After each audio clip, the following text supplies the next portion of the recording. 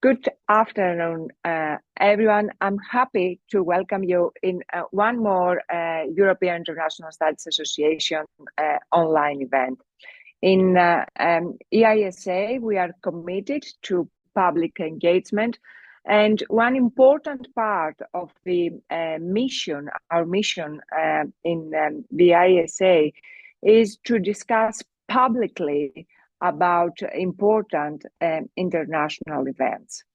And of course, in every international relations department this week, on the news, and maybe in every household all around the world, or in most households all around the world, the big topic this week is the results of the US election. And I'm very happy to welcome from both sides of the Atlantic to discuss the results of the US election.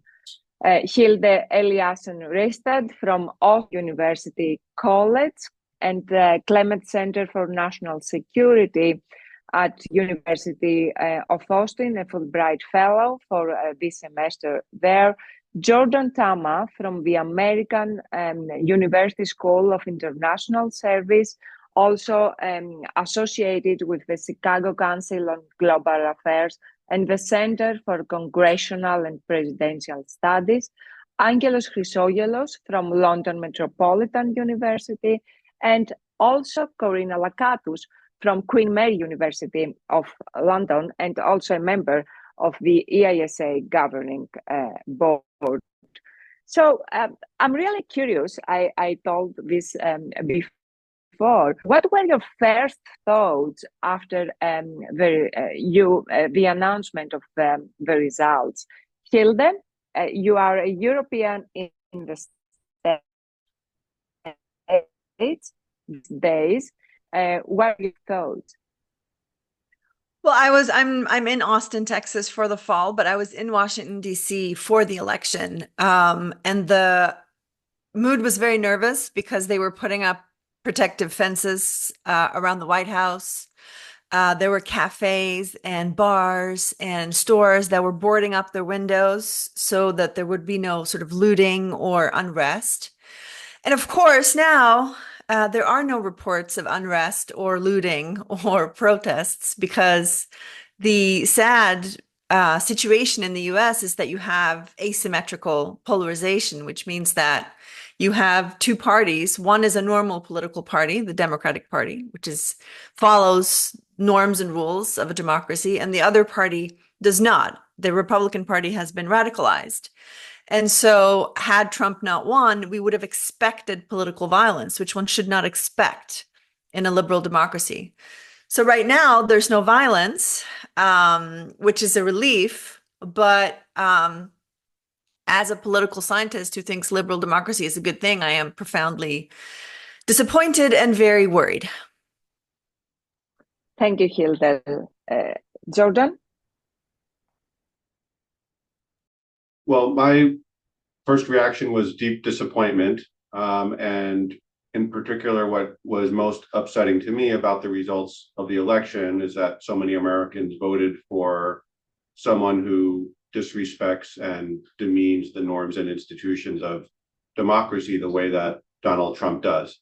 At the same time, I've tried to step back and think about the election analytically, and took away a few lessons. One is that public opinion polls remain imperfect. This was the third straight election where polls underestimated Donald Trump's support. And the results also indicated that Trump is reaching some segments of the American population that Democrats have historically had very strong support from, but that support is being whittled away by Trump. So, for instance, Trump won 45% of Hispanic voters. This is a much higher percentage than Republican presidential candidates have tended to win in recent elections. He won 30% of Black men under the age of 45, far higher than previous Republicans have won. So there are important kind of lessons that Democrats need to take from this. And there's this trend now where the biggest predictor of voting behavior in the United States now is education level. And historically, Democrats have identified as the party of the working class.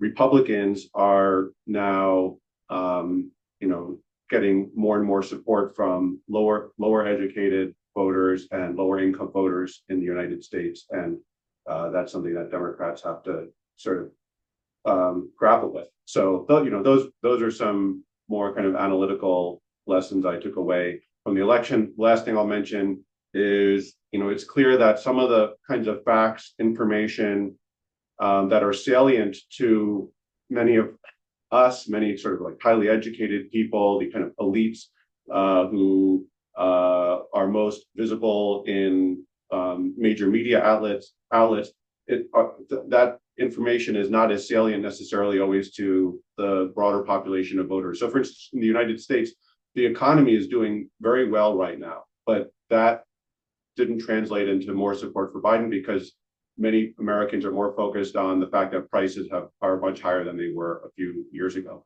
And the concerns about democratic norms and institutions that many people like us have hasn't resonated as much with ordinary voters. And so there seems to be a gap between what, some elites tend to focus on when they're thinking about the state of American politics and what, ordinary voters are thinking about. Thank you. Thank you so much, Jordan. Of course, demographics, perceptions are very important, and we'll come to this a little bit later. But let's come to this part of the world and ask my European colleagues about their first thoughts. Corina? Yeah, so my first reaction as I woke up in the morning and I saw the sort of chances, the likelihood of the election or the sort of direction, right, of the success of the outcome of the election was a bit emotional and may have contained some expletives. So I think it's probably best not to share in polite company. But as Jordan said, I had, more sort of analytical thoughts minutes later. And I can say that compared to 2016, I wasn't really surprised the outcome. I knew that ahead of American elections generally, because it is such a large and diverse population, a large country with a diverse population, that it's always more challenging, or arguably always more challenging than in other sort of smaller nations to know which way the results of the elections were going to go. So and this has been particularly true in recent elections when the electorate has been very polarized and the races have been very tight. So it's kind of hard to know, but at the same time, the nature of the campaign changed. And I think I could kind of perceive that change picking up more this summer. And that was when Musk sort of became much more involved. The virulent anti-Harris and anti-Democrat commercials on TV were sort of really picking up, right? And they've only kind of intensified since. So I did think that's when I kind of really began to think that a Trump victory could be likely. What is obviously much harder to see is the overwhelming disappointment amongst friends and colleagues in the US. Obviously, it does touch us, and being based in the UK, though, I'm not only sort of British, but being based in the UK has also felt quite closely because of the sort of close cultural ties. It's sort of that disappointment is tangible, and even among friends who weren't necessarily and colleagues who were not necessarily happy with the Democratic alternative, right, and considered it kind of the lesser of the two evils. So that's my first thoughts. Thank you, Corina. Angelos? Yeah, my first reactions were not really all that dramatic, simply because I absolutely expected it. So for me, there was absolutely no surprise in the outcome. My thinking about this, I do feel that my first thought was that this is very, very different to 2016, and I think so. It's clearly not an aberration, and it's clearly not a surprise also, because more or less a lot of the expectations were already baked in that Trump could possibly win again. And I think from our perspective, when it comes to international relations and the impact on the international system, I think that this coming term shapes up to be much more programmatic for Trump than what the first term was. And I think already the reactions really show that we have to start dealing with this new reality as something that will be producing long-term effects and results, rather than the first Trump term, which was pretty chaotic on his end, and also very kind of huge reactions against him on the other side. So I think overall, as I said, it's very different from 2016, and I think it requires a pretty important change of mindset for everyone to make sense of what's happening. Of course, we don't know how it's going to play up now, but looking at, I didn't really follow it in remotely as close as I did the previous two campaigns where Trump won. I thought I had better things to do with my life than to actually follow the US election on an hour-per-hour basis. But my understanding is that what's coming to power now is a much more consolidated program. And you see quite a lot of people around Trump with clear goals of what they want to achieve, as opposed to 2016, which was basically this weird assault on power by basically this one guy and his family, more or less. So I think we in a way, we kind of have to treat him normal, as a normal politician who carries some kind of a program with him. Maybe not his program, but a lot of people around him right now will take this opportunity to do stuff. So I think that's kind of the main difference from 2016. Mm-hmm. Thank you, Angelos. And I want also to welcome our attendees. We have more than 70 attendees from all around the world, and say that there will be a Q&A part after the main discussion. And I want to give the floor to Jordan to begin the discussion, and refer to the demographics and the perception you referred to, Jordan. It seems that there is a red wave. And what is also different from 2016 is that the Republicans won the Senate, won the House of Representatives, won many governorships. So we used to think about the US political system is traditionally actually seen as one of checks and balances.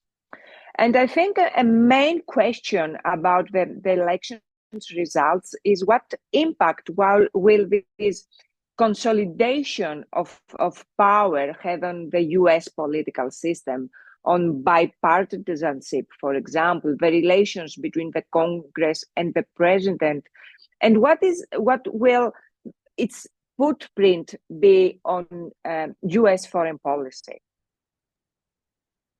These are, I think, important questions. So I would start by, I think, calling into question the notion that this was actually a red wave. This term is being used a lot, and Trump won more clearly than was expected by the polls. But I think overall, the election results suggest that the country is still split between Democrats and Republicans. I just want to put out a few data points. So just at the presidential level, Trump still won pretty narrowly. So, it takes a number of days for all the votes to be counted in many states in the United States. But as the results are now nearly final, we can see that Trump won by no more than 2% in Wisconsin, Michigan, Pennsylvania, and Georgia. So that means if Harris had done 2% better on average, she would have won the election. So really, Trump won by 2%, we can say. And also in the national popular vote, his lead is now 2% as those votes are getting tallied. It'll end up being even a little less than that because a lot of votes in California haven't been counted yet. So he will end up winning the national popular vote by probably between 1% and 2%. So that's one caveat. Secondly, in the Senate, Republicans are gaining 3 Senate seats, but there were far more Democrats up for re-election in this election in the Senate Then there were Republicans up for re-election, and among Senate races that were in very competitive states, battleground states, the Democrats actually did well. So there were five Senate elections in battleground states, the 7 states that were most closely contested in the presidential election. Democrats won 4 of them. Democrats won Senate elections in Wisconsin, Michigan, Arizona, and Nevada. Republicans are going to win one in Pennsylvania. And in the House, it looks like the Republicans won't gain any seats. They had 221 seats coming into the election. It looks like they'll end up with about 221 seats after this election. So overall, I think the kind of takeaway shouldn't be overstated in terms of Republican gains. But yes, Trump did do better than expected.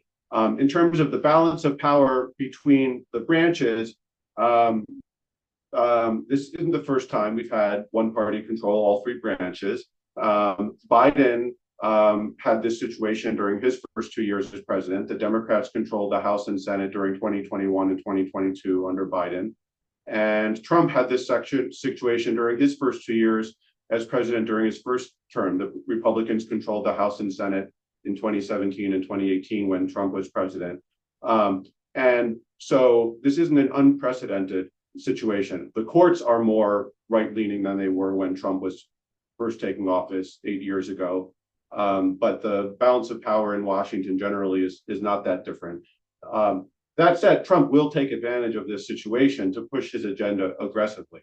He's going to do this in a number of ways, and it'll be easier for him to do this with Republicans in control of the House and Senate. So in terms of government appointments, he's going to do this. He's already saying that he wants the Senate to allow him to do what are called recess appointments, where he can appoint people to senior executive branch positions without them having to get confirmed by the Senate, even though the constitutional framework is that the Senate should be confirming senior executive branch appointments. In terms of legislation, he'll push some of his proposals through Congress, much more easily, having Republicans in control of both the House and Senate. Tax cuts, it will be the clearest example of that. He will be able to push through Congress a big tax cut package. He wouldn't be able to do that if the Democrats controlled the House or Senate. And Congress won't be able to check his assertions of presidential power as much. He is going to do a number of things where he is asserting presidential power more aggressively than previous presidents have done, and more aggressively than he did in his first term. And he's going to appoint people who are more closely attached to his agenda than some of his appointees were in the first term. He's not going to make the mistake he made in the first term of appointing some people who were not really loyal to him. He's going to, appoint people who we can really see as loyalists. He's going to push the Justice Department to carry out prosecutions in a more political way. This is very troubling. The Justice Department is meant to be an impartial institution, totally nonpartisan. The president is not supposed to influence prosecutions that are carried out by the Justice Department. Trump will push the Justice Department to prosecute some of his political enemies. And that is going to be a major test of kind of a core feature of the US system. He will push the military to do some things that the military is not going to want to do or is uncomfortable with, such as potentially deploying the military to round up undocumented immigrants or, create more security in situations where there are protests. In the first term, he wanted to do some of these things, but the military resisted and he wasn't able to do it. He may be able to do some of those things. He'll push to roll back all kinds of regulations, climate-related regulations, and he'll certainly be able to do that.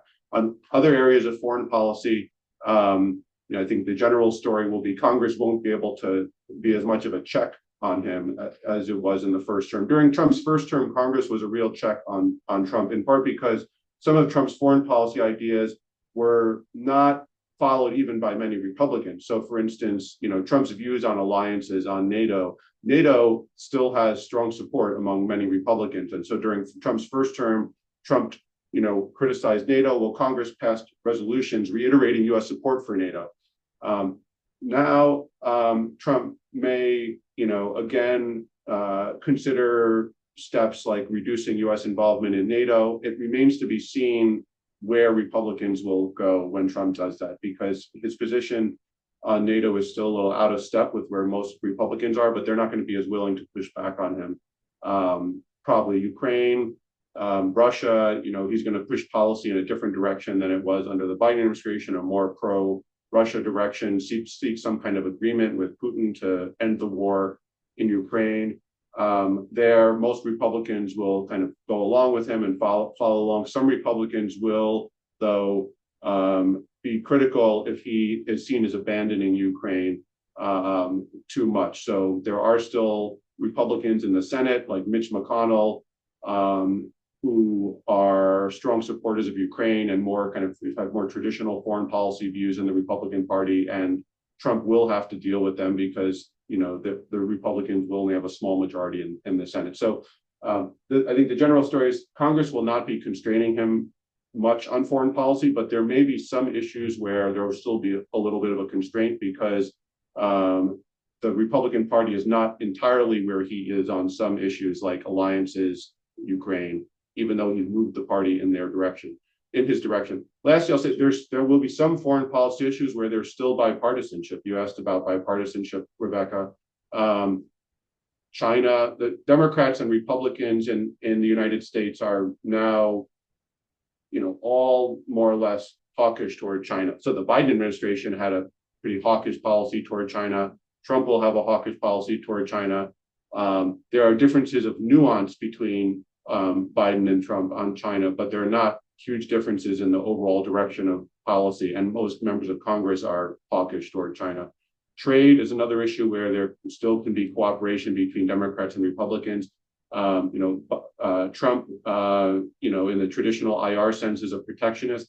Biden has more or less been a protectionist. There's been, the push in U.S. trade policy has been to move more manufacturing back to the United States, industrial reshoring, become less dependent on international supply chains.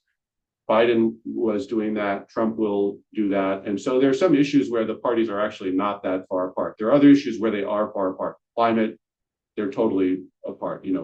Trump has no interest in doing anything to address climate change and will move policy in the opposite direction of Biden's, but it really varies across issues. So I will stop there and let others offer their thoughts. Thank you, Jordan. My impression is that there is more common ground than we think among the different aisles in the Congress.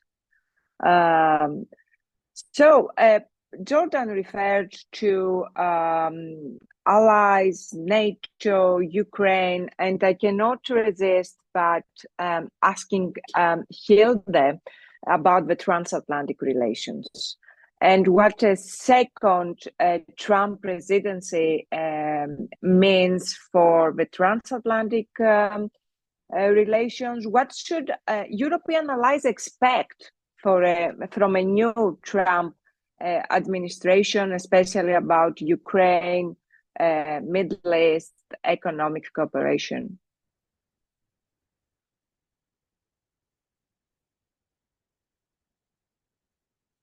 You are muted, Hilde, I'm afraid. That's probably a good thing. Not today. So I agree with Jordan, actually, that I'm not sure we should interpret this as a red wave, but rather as a sort of back and forth along the middle. And that is also interesting for foreign policy because I want to set the context a little bit before I talk about Trump, because for allies of the US and as well as adversaries, for a very long time, there was an overarching continuity and therefore predictability, right? So foreign policy researchers talk about the sort of overarching bipartisan consensus that you would find between the foreign policy elites in the Republican Party and the foreign policy elites in the Democratic Party from 1945 to 2016, where you had a sort of despite all the disagreements that you had between the two parties on their foreign policy, there was always the certainty that any US president coming in would be pro-US leadership in the what we now call the liberal international order, which has had numerous names throughout different historical eras. And while the style might differ in terms of more unilateral, less unilateral, more diplomacy, more military, the leadership and the rhetorical support for the liberal part of the liberal international order was quite constant and therefore predictable. And of course, so the election of 2016 was in part an election about, is this still the role that the US wants to play in the world? And when Donald Trump won, he ended that era of bipartisan foreign policy agreement, and a new era began. And we don't exactly know how to characterize this new era because we're at the beginning of it. But the response from the old guard was not satisfactory, because when Biden won in 2020, his motto was America is back, and he kept saying America is back to everyone. But the natural question to that from allies like in Europe would be, well, for how long is America back? Because we're not seeing the predictability and the constant anymore. And of course, it turned out America was only back for 4 years. And during those 4 years, I want to also be clear, the way that the Biden administration tried to return to the liberal international order was extremely inconsistent. It was very convincing in the case of Ukraine, where US leadership really showed the potential of the liberal international order in the 21st century, and showed how US leadership can be vital to keep the Western alliance together in really difficult times. And then it was extremely unconvincing in its continued support for Israel in the war in Gaza, which you have just a wealth of evidence that this is really weakening the belief people around the world have in the liberal part of the liberal international order. I mean, you even have the Secretary General of Amnesty International has written in Foreign Affairs that this is the end of the so-called rules-based international order, and that the US has lost all credibility in the global South. So that means that right now, you have a very uncertain time in thinking of US grand strategy, because it is not exactly certain what the old guard is really standing for. And it is also a little bit unsure how America First 2.0 will play it out, because, as Jordan also said, America First 1.0 was hampered by a lot of old guard conservatives having important positions, like Jim Mattis being Secretary of Defense, et cetera, that could sort of restrain the worst impulses of the Trump administration. And there's, I think, a lot of books to be written about the role that Jens Stoltenberg, the former Secretary General of NATO, played in reining in Trump, or preventing Trump from making good on his promise that he would, in fact, pull the US out of NATO. And in the second term, I do not know if the new Secretary General of NATO will have the same ability that Stoltenberg had.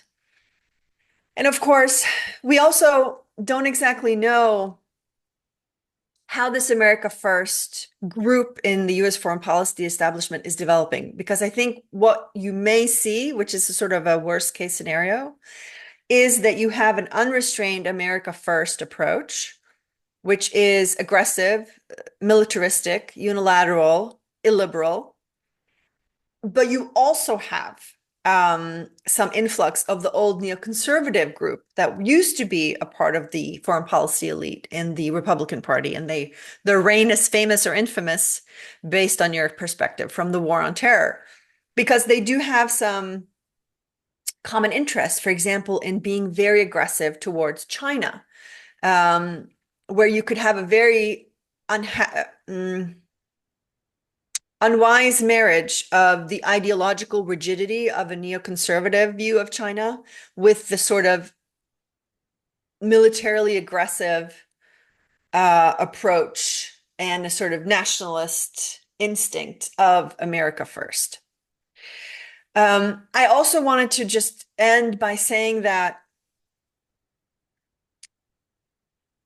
the US now has to be researched not just by those who do American politics, but also those who research extremism and right-wing radical movements and democracy backsliding and authoritarianism, which is a sad commentary on where the US is going. And the biggest national security threat to the US is Trumpism, because it is an anti-democratic illiberal movement, which increases, as US security agencies have been saying, the threat from right-wing domestic violence. It is also, as terrorism researchers have written, an exporter now of right-wing radicalism and extremism, inspiring terror attacks around the world with this new right-wing agenda and conspiracy theories and attacks that go on in the US that then inspire attacks around the world, as we have seen. According to Trump's former generals, as he likes to call them, Trump has fascist instincts. And so he is not only a threat to the world, he's also a threat to the US. And this sort of combined security threat that Trump 2.0 presents is, I think, the biggest challenge for especially the US's liberal democratic allies, who presumably put value on the liberal part of that alliance. And I'll end it there. Thank you so much, Hilda. And I want to underline what you said about two different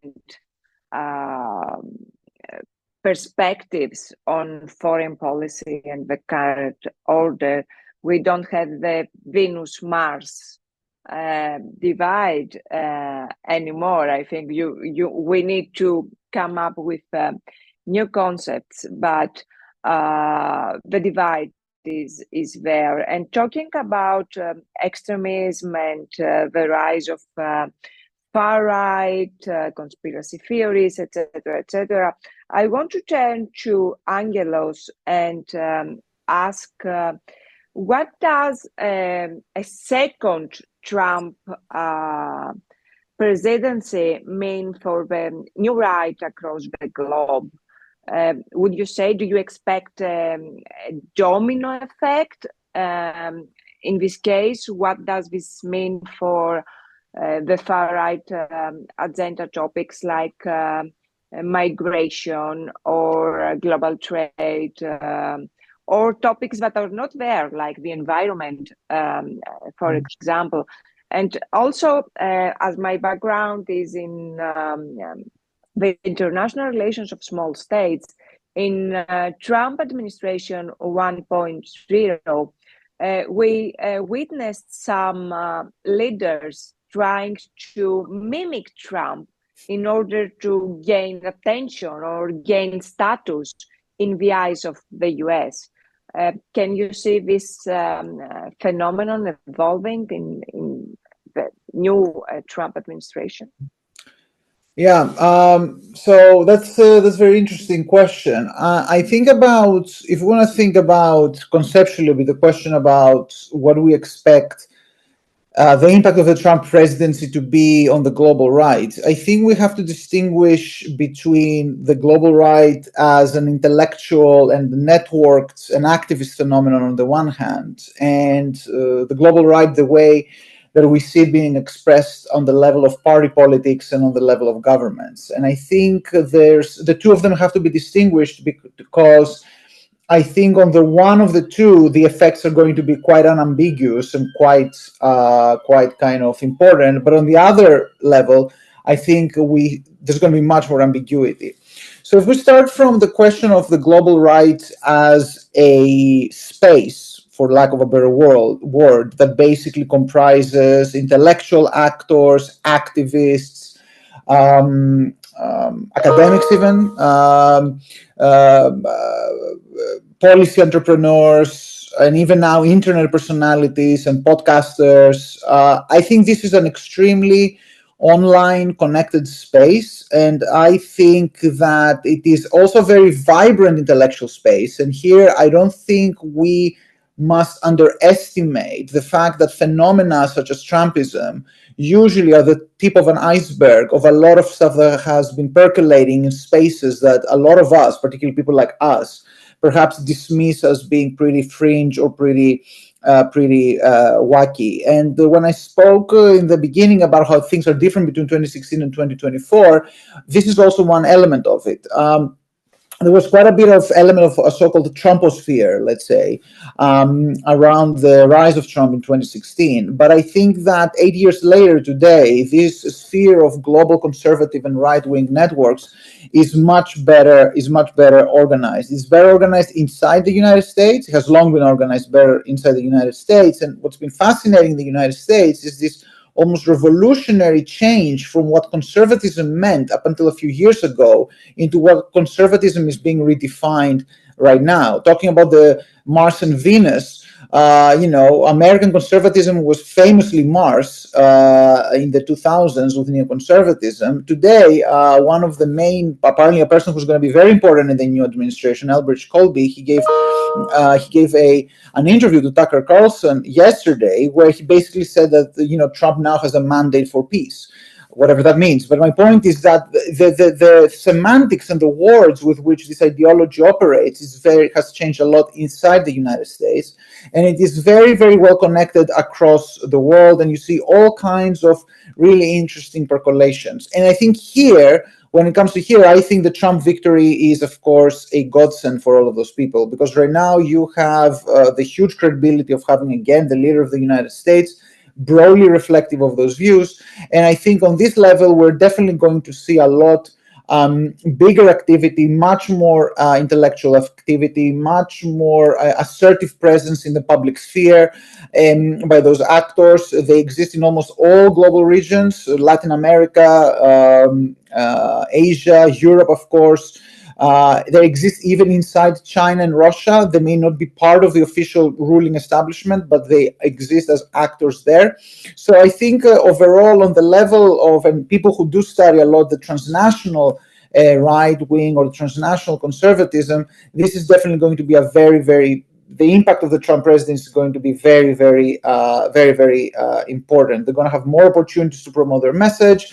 And now we shouldn't forget that basically, we used to have Radio Free Europe. Now we have Radio Nationalist America, which is X under Elon Musk. So they're going to have loads of traction there as well. So that's kind of the societal, transnational, activist, and intellectual level where I think there is going to be a strong impact for sure in strengthening them. But now coming to the level of party politics and governments, I think the impact is going to be very ambiguous, or in any case, we don't know yet what is going to be. I'm very skeptical with this idea that Trump will usher in some kind of a Gleichschaltung, whereby he's basically going to go country per country, helping out the equivalent nationalist populist to win elections there or something like that. I actually think Trump is going to take a much more hands-off approach than what United States used to do in the Cold War, where the United States really was very hands-on to make sure there's no communist government in pretty much every country in the world. And the reason I think for that is that Trump is fundamentally a very transactional kind of president. And I think, I don't want to go into armchair psychology here, but I think that in his mind, he probably thinks it's cooler and more interesting to be dealing across the aisle rather than basically be dealing with minions all the time. I think he probably finds that a bit boring. But in more seriousness, I think that there is one reason for why I do not necessarily think about that this is just going to be some kind of a huge domino effect of right-wing populists winning all over the world. And the reason is that fundamentally, if Trump goes through with a lot of the policies that he has in mind, his policies are directly antagonistical to the interests of most countries around the world, right? And that just makes it very, very difficult for anyone who poses as his intellectual ally to have any kind of actual political or electoral traction.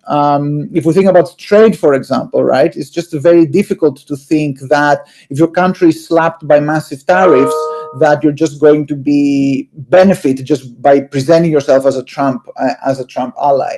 Thinking particularly about Europe, I call you to remember a bit the Brexit impact of 2016. Back then, we thought there was going to be some kind of a massive impact, like people, a lot of really bad punditry and bad journalism was talking that after the Brexit we might get Polexit or Frexit or Italexit and so on and so forth.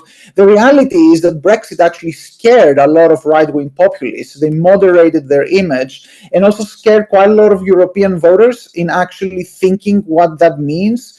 We can also think about COVID and how for the first year or so after the COVID emergency, populists actually seem to be losing traction. So generally, crises in the long term, they leave a long tail of disenchantment that perhaps benefits populists down the line.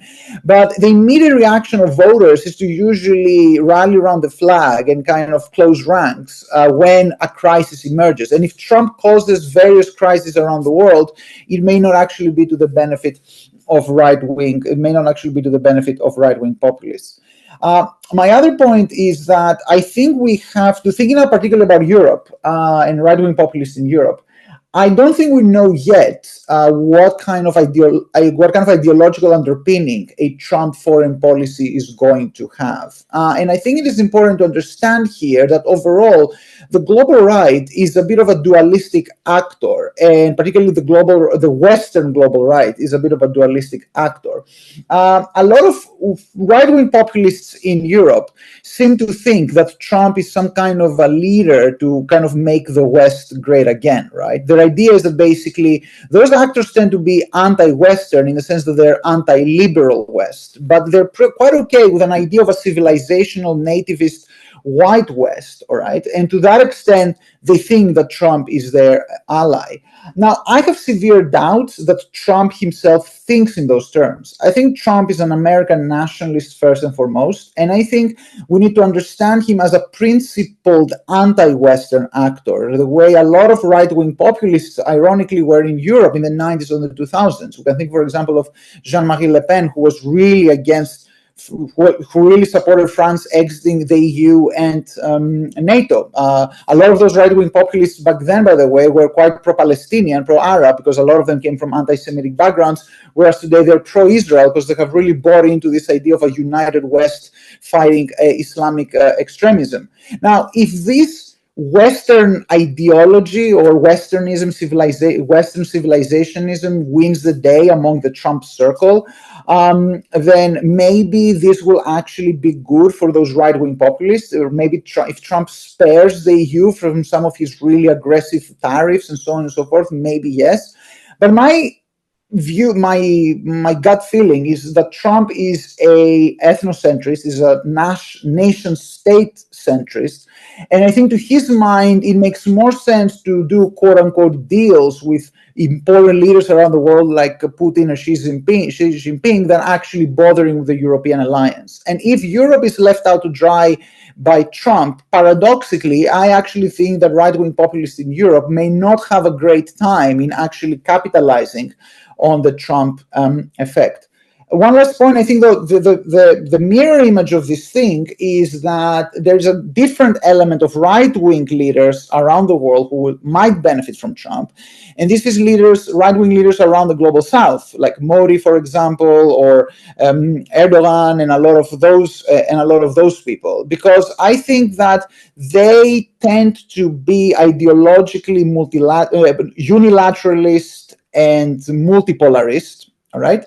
And Trump, I think, is also that as well. So I think if Trump has any kind of vision about the world, is a kind of some kind of a neo-Bismarckian vision of sovereign states striking deals and multiple balance of power multiple balance of power agreements around the world. And of course, it's really great for people like Putin or people like Modi, people who really like the idea of being on the same stage and kind of striking deals around the world. So I think this is, if there is one element of the right, of the global right on a government and party level that will benefit from Trumpism, that might very well be it. But I would be very cautious about ideas that Trump's victory will herald some kind of a populist wave sweeping through Europe. If Trump is real and he means what he says, if a year from now Europe faces 20% tariffs on US trade, and if a year from now Ukraine has been completely abandoned, if anything, probably right-wing populists in Europe will suffer instead of benefit. Thank you, Angelos. And talking about populism, I would like to turn to Cora and ask about the role of rhetoric, populist rhetoric and narratives. And what was surprising for me is that this Trump's America First rhetoric seemed to resonate very well with very different demographics, as Jordan said before. And he won a wide cross-section of voters across the US, but also figures like Elon Musk, for example. What does this say about the influence of populist narratives today? Thank you, Rebecca, for the question. And thank you for inviting us to reflect on the role of language and discourse, because I strongly believe that the stories we tell about the types of communities we are actually, or arguably, the main way in which we garner power. So we'll just, this is more a reflection on the use of language in the context of the electoral campaign, and then we'll see how things will unfold once President-elect Trump returns to power. So in some ways, the electoral platform advanced by America First this time around is the same as it was in 2016, simply reflecting on rhetoric alone. In some other important ways, though, it's different. Most importantly, and this remains true today, there is a significant distance between language and discourse on the one hand and policy on the other. This is what Angelos was also reflecting on just minutes ago. So this distance between rhetoric and policymaking allows for some misalignment between electoral messages and policymaking action once in office. Both in 2016 and I would argue we will see this even more happen as of January 2025. This has been a successful strategy for Trump and his campaign. So when it comes to the campaign, electoral campaign, he's focused on very few issues in the campaign. I'll talk about them in a minute. Said whatever it took to get votes. And if that entails sort of the use of disinformation, then, he's not shied away from that. And in the end, they'll pass whatever policies they want to once they're in office, right? So that sort of disconnect, I think, is really important. And it's important to reflect on the use of language then strategically, right? Particularly in the context of a successful election result. So what's different then? Trump's 2024 campaign has been, in my opinion, America First on steroids. It's much more focused and strategic and targeting particular certain communities with a concrete set of policy proposals. We might not like those policy proposals, but they were actually there, backing up the discourse. That was not really the case nearly as much in 2016. Echoing the discourse from 8 years ago, the rhetoric about personal safety and security is clearly linked to illegal, what I sort of called illegal migrants being the main threat. This worked well in 2016, but it was more around sort of the need to build a wall. So sort of the focus was slightly different. Now, this is more generalized to the whole society. So we're likely to see interventions at the community level for addressing this sort of issue, perceived issue presented as a problem. The discourse, another sort of theme rhetorically, the discourse against democracy is more focused and more, or, liberal democracy as well, is more focused and more aligned with what I've seen Steve Bannon sort of ethno-nationalist ideas to be, which is a focus on democracy having to be rejected because it claims to treat everyone as equal before the law. But obviously, according to this perspective of sort of even populist ethno-nationalism, that's not a good idea when it comes to different societal groups like religious minorities, ethnic minorities, LGBTQ, people of color, women. Another sort of theme that is also part of America First, and it has been ahead of 2016 and ahead of 2024 elections. The discourse about personal wealth now targets the predominantly white working class and occurs in the context of years of high inflation, right? So there's sort of an economic context in which this is particularly attractive. Though it's decreased significantly, though inflation has decreased significantly in the UK in the past year, this kind of discourse, though, moves the sort of Republican, moves the needle, right, and sees the Republican Party become the party of the working class, which was a demographic that in recent decades, at least the Democrats had not managed, had sort of supported the Democrats. And then in this particular election, the Democrats have failed to target successfully. Historically, the sort of working class have supported the Republican Party, but we're talking a long time ago. And the rhetoric that appeals to more socially conservative communities have also been really strengthened this time around. And I'm thinking in particular of the Christian nationalists, right, evangelists specifically, and some Latinx voters. This focuses specifically on family values. So, for instance, Vice President-elect Vance is staunchly pro-life and supports traditional family roles. This is, to put mildly, my description of his views on women. The discourse on international politics advances two main topics that I've noticed. And, there's much more diversity, but I'm looking at sort of broad patterns of rhetoric. There's a discourse on tariffs and one on wars. But I think strategically, this discourse remains vague on the details. So, for instance, Trump vouches to put the US out of wars on the first day back in office, but remains vague on the foreign policy details of how he'll actually do that in Palestine or Israel or Ukraine. And I think this is a strategy, right, to sort of dissociate the electoral discourse from, or the rhetoric from the actual kind of policies that he'll put in place once in office, making it a lot more difficult to hold him accountable on electoral promises. This may have also been a strategic move not to alienate potential Muslim voters in important swing states like Michigan, for instance, where I think most Muslim voters actually voted third party. Appealing to these different communities has made America First 2.0, if you want to call it that way, very appealing to voters in 2024. But there are also other contextual considerations here that I think are very important to look at and to reflect on, that offer important explanations for an unprecedented appeal of these ideas.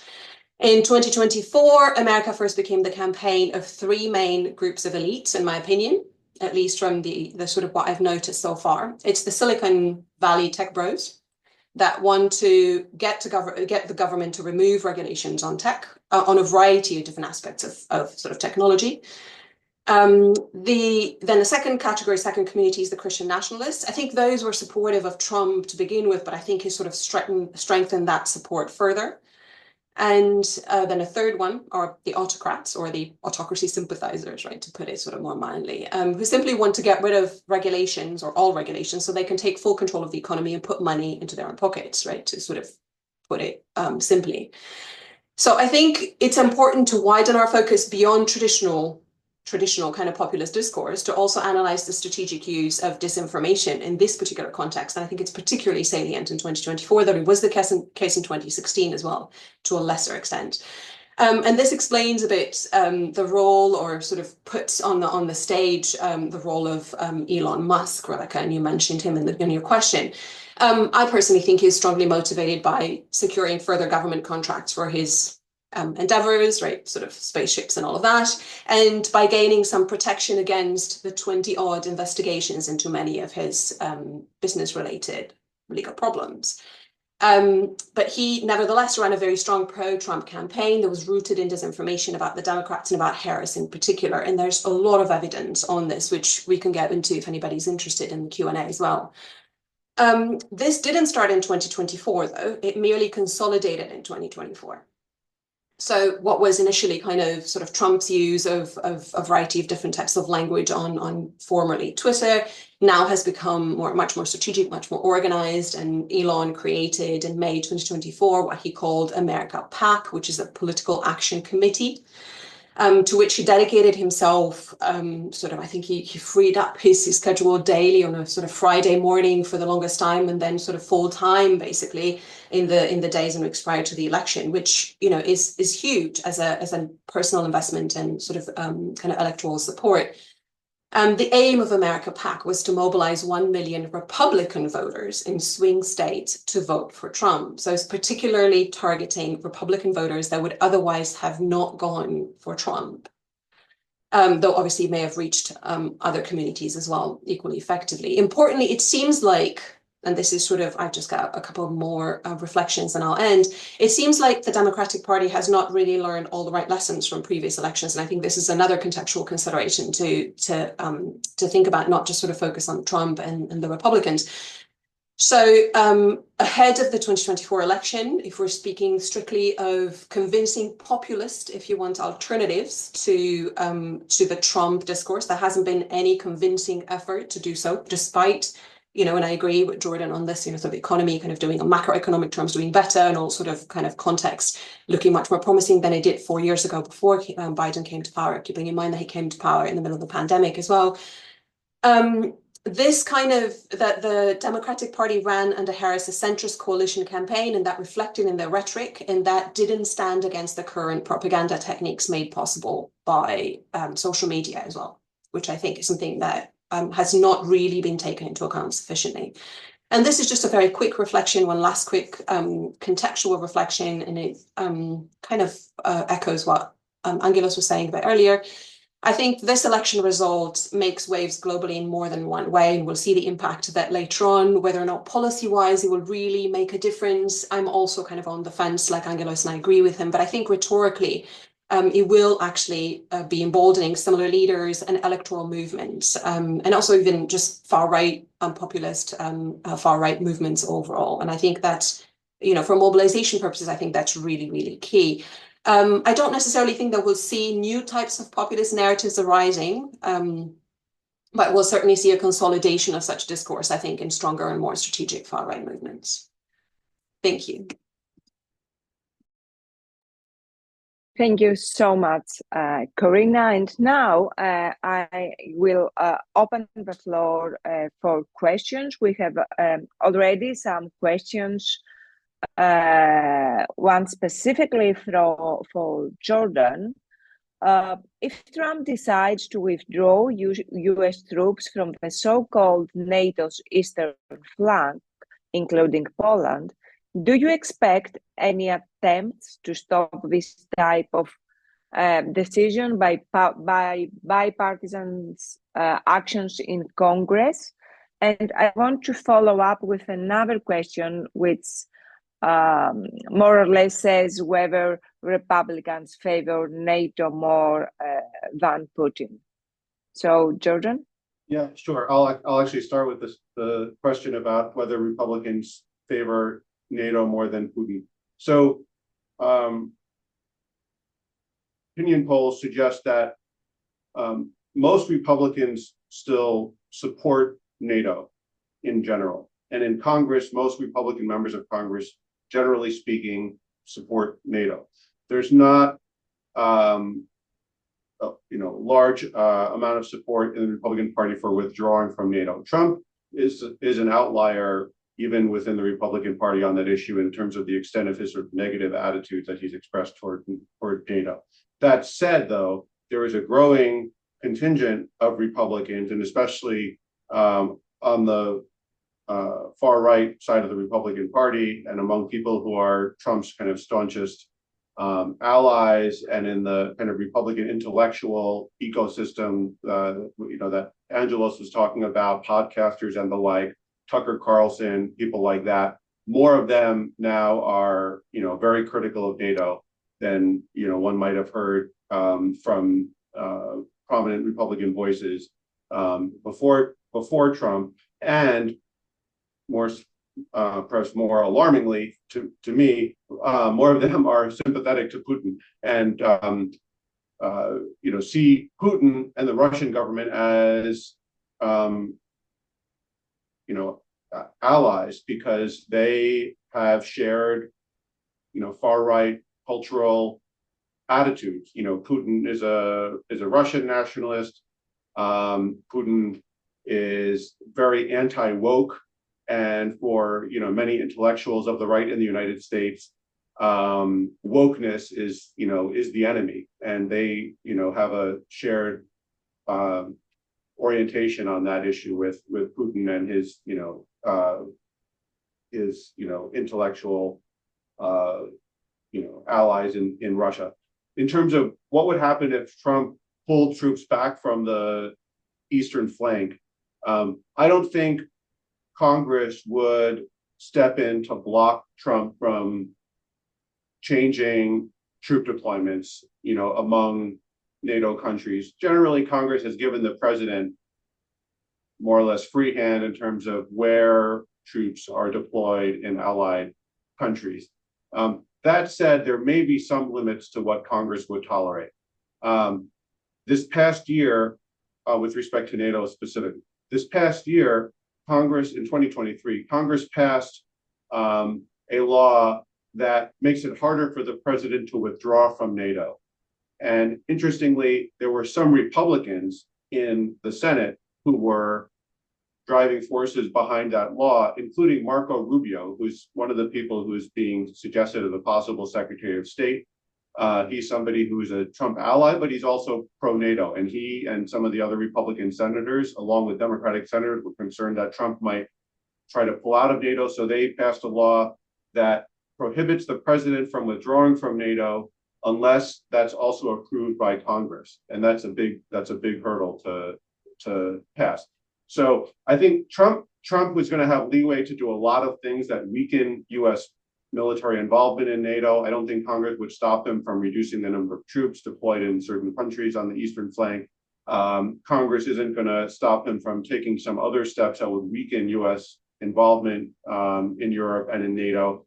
But if Trump tries to kind of go to the max in terms of, pulling out of NATO entirely or pulling out all U.S. troops from Europe, I think Congress might step in. And I could imagine Congress passing a law that sets some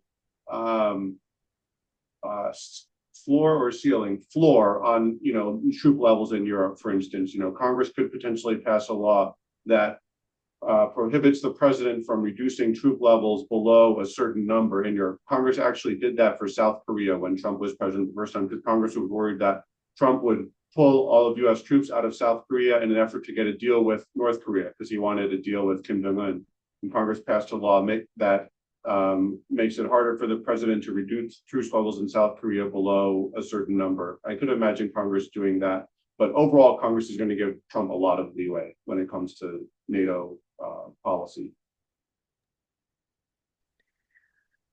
Thank you, Jordan. And before giving the floor to Hilde for responding the question, I want to add a couple of questions that more or less refer to the transatlantic relations.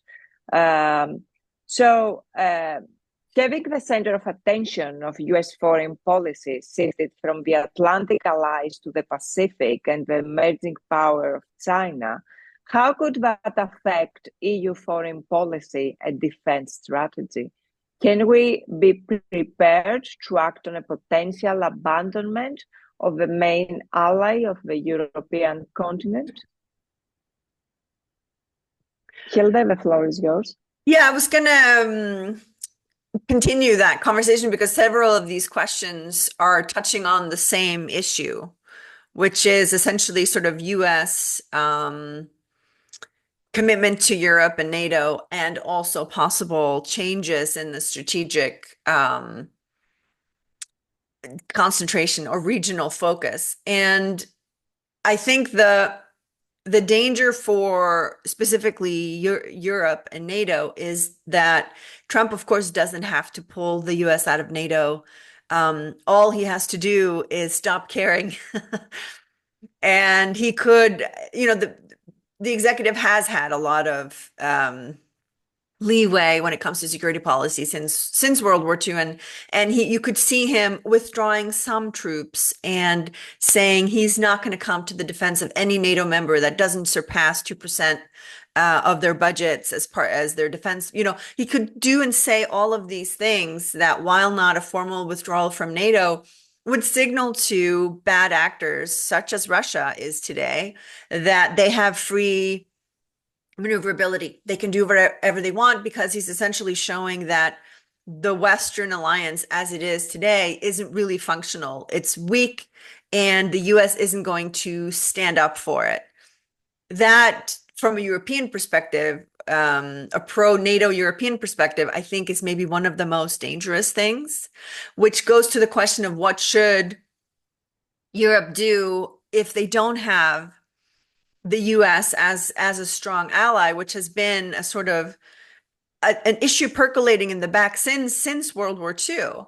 And the suspicion has always been that if you don't have the US to, keep the Russians out and the Germans down and everyone working together, then you will just have a Europe in disarray. And that is the fear, because it has been so difficult for the EU to work on its own security and foreign policy program and get a cohesion and unity. It's been so difficult that it's hard to see that happening now.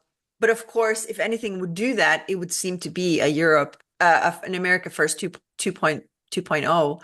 And it is natural to assume that Europe under the US under Trump would be more focused on Asia and China than it would be focused on Europe and Ukraine and Russia, for sure. Thank you, Hilde. And there are also questions with regard to the results and the rhetoric. So I will turn to Angelos and Cora. And there is an interesting question by Alexander asking, I'd be interested in any reflections on how Trump actually got similar vote totals to 2020, but the Democrats lost 10 million votes. So yes, lots of Republican electoral strategies worked, but also really the Democrats lost as much than Trump won. So what do you think? Did Trump win or Democrats lose this election? I'll be happy to chime in. Yeah. Oh, sorry.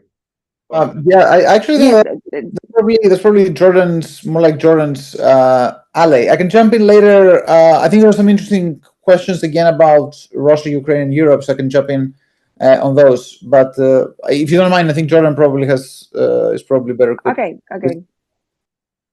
Yeah, Jordan? On this question, so I'd first just note that there are still probably about 7 to 8 million votes that have not yet been counted. It's hard to understand that 5 days or 6 days after an election, there's still a lot of votes that have been counted, and most of those are in California, and most of those are going to be for Harris. So the final totals will be a little higher than what's indicated in the question. Trump will probably end up, up around 78 or so, and Harris will end up somewhere around 75 or so, I would guess.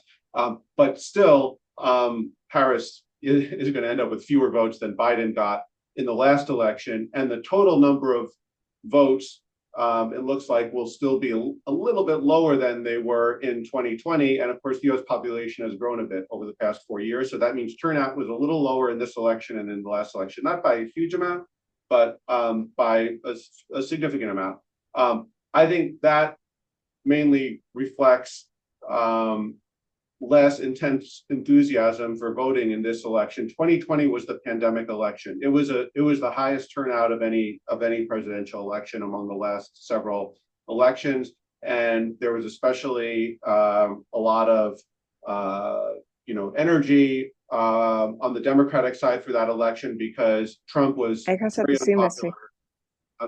Trump was very unpopular, and there was a feeling that he was failing to manage the pandemic, that he was not containing the pandemic, and Democrats were especially angry about that. But certainly, I think the main explanation of the result we saw in this election in terms of Democrats not doing as well is not that Trump did anything so amazing, but it's that the incumbent president is a Democrat and he's very unpopular. Even though Harris was the one running, people are mostly evaluating the current administration. The Biden administration is unpopular.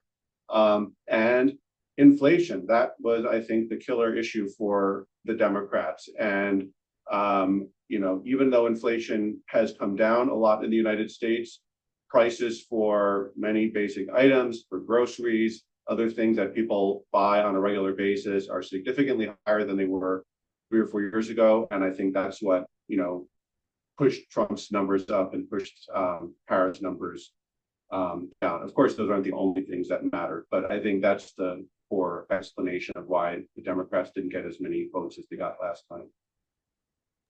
I'm happy to just add a couple of reflections as well. I fully agree with Jordan. Obviously it's a sort of multifaceted answer, and we'll only really know the sort of the full extent of it once we've done more thorough analysis, even once the votes are sort of all counted, and we'll sort of get to look back at different constituencies and communities around the US as well to better understand what's happening at the kind of community level. But I agree with Jordan. At the very least, macroeconomically, it was the Democrats' election to lose. And the impact of inflation has obviously been massive. And that's, even though that's sort of recovered, right, particularly in the sort of last few months, is the sort of impact of high prices on people's sort of, pockets, right? It's just been sort of real.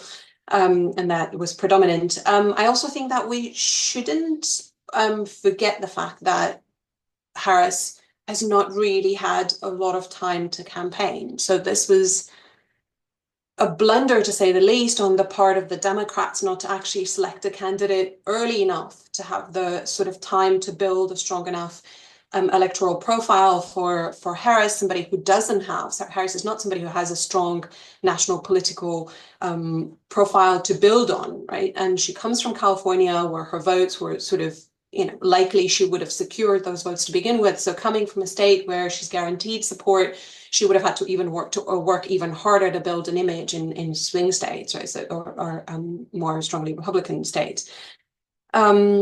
I don't think that there was sufficient differentiation between Harris and Biden in a lot of important aspects, not just rhetorically, but also when it comes to policy positions. I mean, the sort of much referred to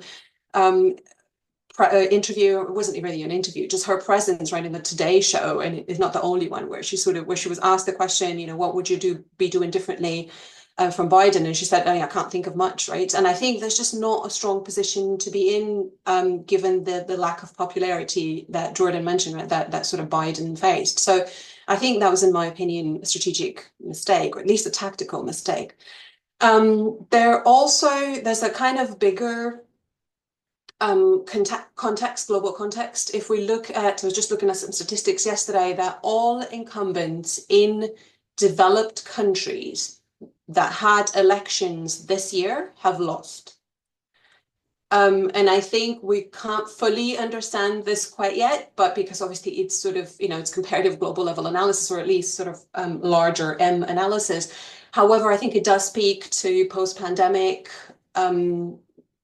economic contexts that are kind of similar, right? And they carry through in all of these economies. And I also think that in terms of, because the question was referring specifically to the Democrats losing a number of votes, right? So sort of having fewer by comparison and losing votes, though we obviously haven't, not all of them have been counted. There is a I think a lack of mobilization of a population that would have otherwise voted more for the kind of Bernie Sanders faction or supporters, right, of community or supporters in the faction of the Democratic Party. Also, the foreign policy position that the Biden administration has taken on Gaza has alienated some people as well. And I argue that, my instinct is to say, though obviously don't have the data to back it up quite yet, instinct is to say that those people have actually probably not voted rather than voted for Trump. So that may explain some of the lost votes on the Democratic side. Thank you so much, Cora. And there are many questions on the US-China relations, Trump's turn to the Pacific. So I'll try to sum up the questions and give us the floor to all our speakers to intervene. So with regard to polarity, if Trump's attention turned to China, are we closer to a bipolar world? And a follow-up question to this, what about regional polarity? How possible is that Trump administration will promote a region-based international order with different centers of power to deal among equals, as Angelos said before, not with minions. And also, what will happen with regard to Ukraine and Russia? What do we expect him to do? So I'll give a floor to Angelos, and then Hilde, then Cora, and we will conclude with Jordan. Yeah, many thanks. Lots of interesting questions. Many thanks to the audience. So I was thinking about it. So the credit for what I'm going to say now, the hot take of the night, of the evening, goes to my uncle, who actually told me that yesterday. So that's he should kind of get the credit for that. What is interesting is that apparently every Republican president since World War II was elected with a promise of peace. So that's interesting if you think about it. So Eisenhower pretty much ran in 1952 on, among other things, saying that the war in Korea had lasted too long. Nixon in 1968 had his secret, quote-unquote, secret plan to end the Vietnam War. Reagan is the only exception. Reagan is the main exception because he went in with a full kind of confrontational attitude towards the Soviet Union. But George Bush Sr. in 1988 pretty much promised a complete normalization with the Soviet Union at the time. Even George Bush Jr., his plank was that there's too many humanitarian interventions, there's too many US troops fighting in places like Somalia that we shouldn't really be doing in the 90s. So even Bush came in as a mild, not isolationist, but kind of saying, well, the irony is that Bush was elected in 2000 by saying we shouldn't be committing too many troops abroad. So it's kind of par for the course for Republican presidents to be going in and saying, promising peace. It's a bit of a Nixon to China thing whereby they outflank the Democrats on the question of peace, or the Democrats as the party of war. Which, by the way, I think, while I do think that contrary to a lot of European kind of wishy-washy, hugs and vibes towards the Democratic Party, I do think that the Democratic Party is the party that's quite more prone to war for various reasons. But it doesn't make the Republicans the party of peace, just to make this absolutely clear. Of all the examples that I mentioned, only Eisenhower finished the Korea War pretty much like the moment he got into power, he finished it. The Vietnam War went on for 4 more years under Nixon, and in many cases it intensified. Bush Sr. obviously ended the Cold War, which was good. But of course, then Bush Jr. kind of went completely the opposite direction with Iraq. So I think there is a question here where Trump is going to fall, and I think it's interesting that one major video that was circulated, this documentary apparently the entire Trump campaign has been turned into this kind of House of Cards / a Succession kind of documentary style that is now playing on X. Again, we should really be spending more time on X.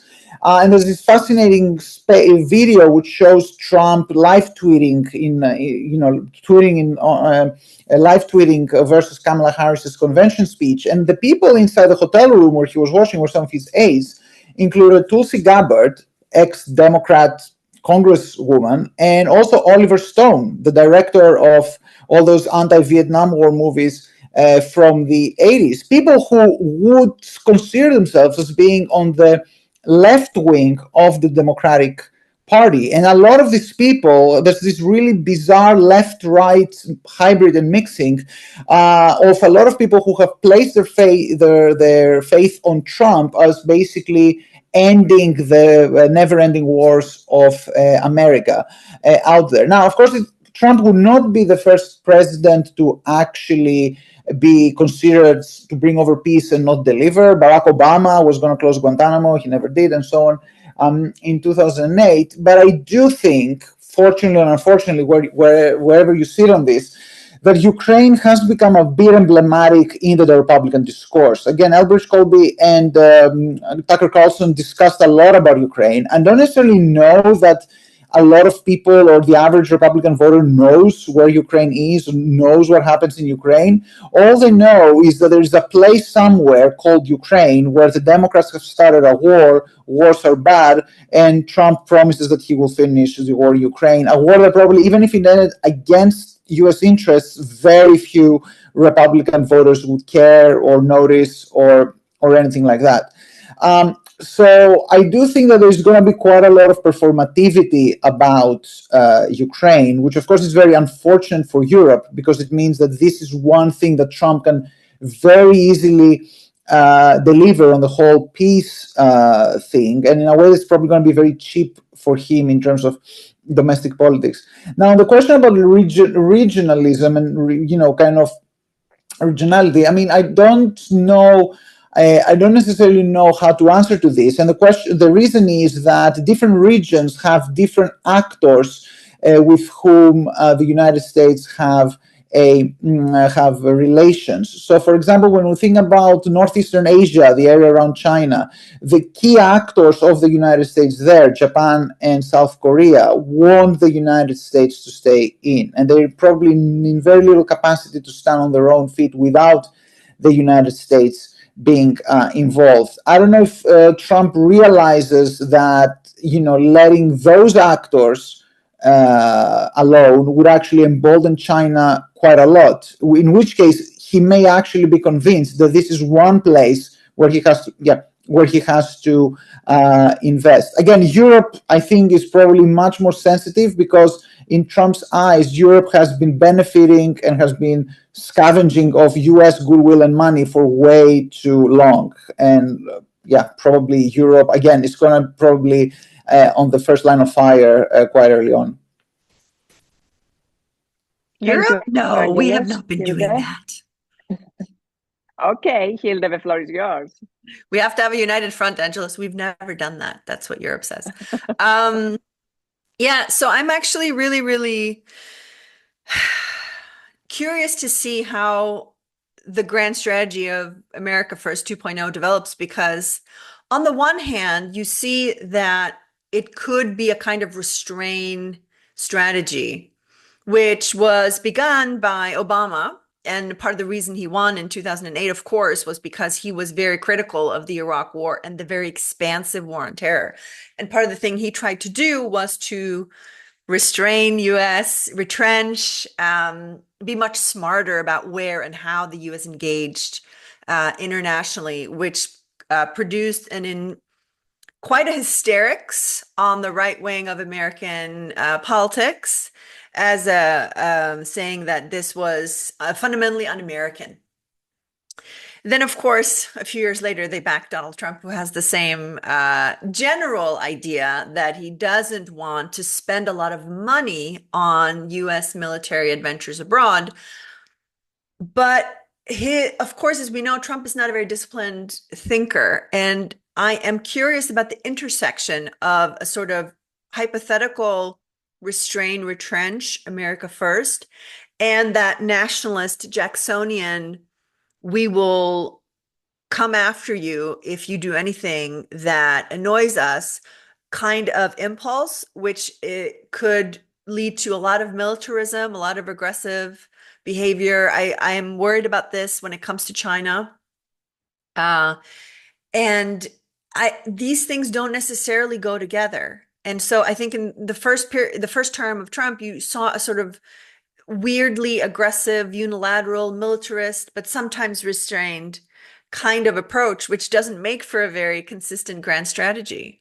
On the European side, of course, that means that European countries should really think about how to become cohesive and unified and have the ability to defend oneself, because we are in for probably a bit of a wild ride.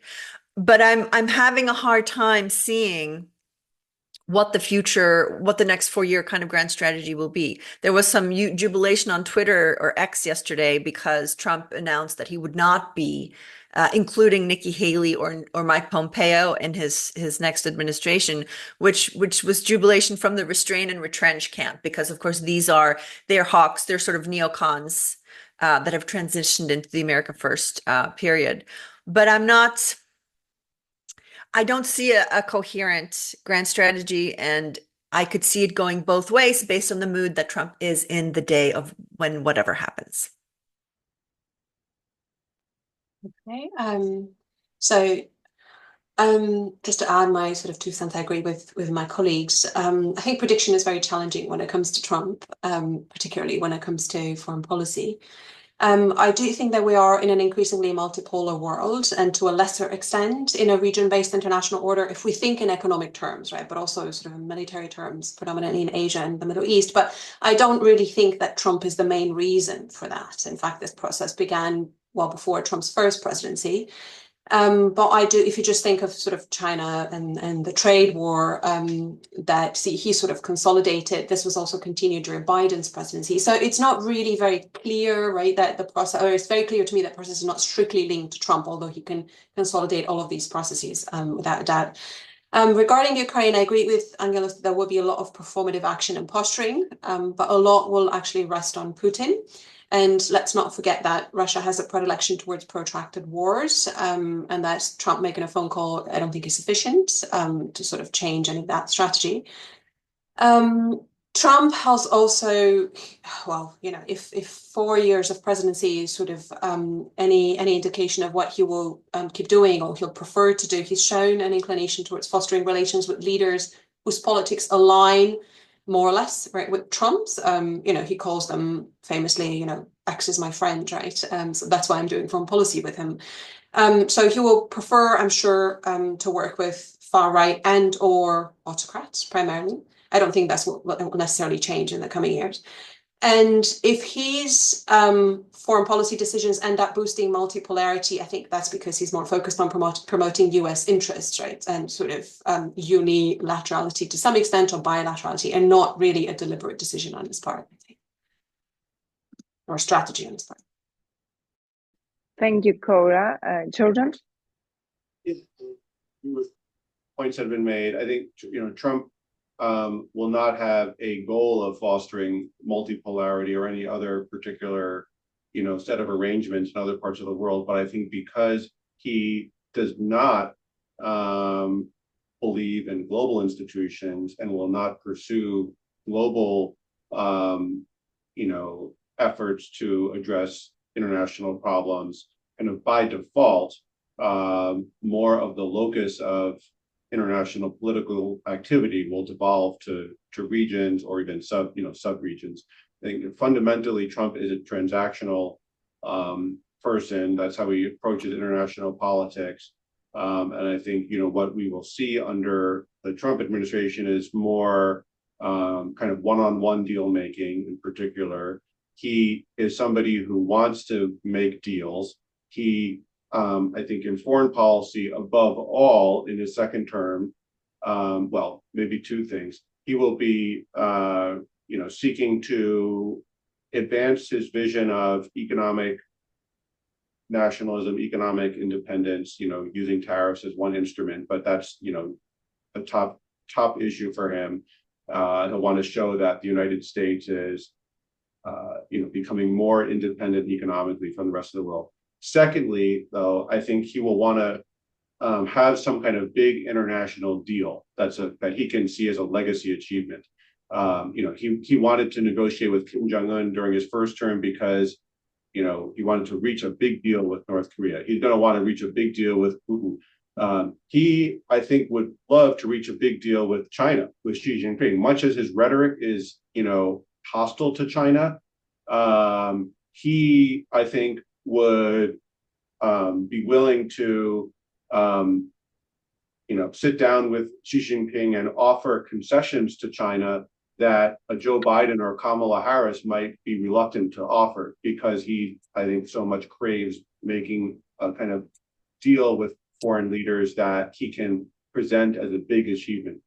That's why he considered having the Taliban come to Camp David during his first term to sign a deal with them, even though his advisors all thought that was crazy. But I think he wants to have publicity that makes it seem like he's doing big things in foreign policy, and that can make him a little bit unpredictable, because it means he may be saying the most hostile things about a leader, but then actually he would be glad to sit down with that person and offer them things that they want if he can then walk away and say he got a deal with them. Thank you so much, Jordan. And we have to conclude our event. I want to thank all our speakers, Hilde, Corina, Jordan, and Angelos, for very interesting interventions. I'd like to thank our wonderful audience from all around the world, and especially those who posted great questions. Here in EISA, we remain committed to public engagement, and we hope to see you in our next online event next month. Thank you so much, everyone. Good evening.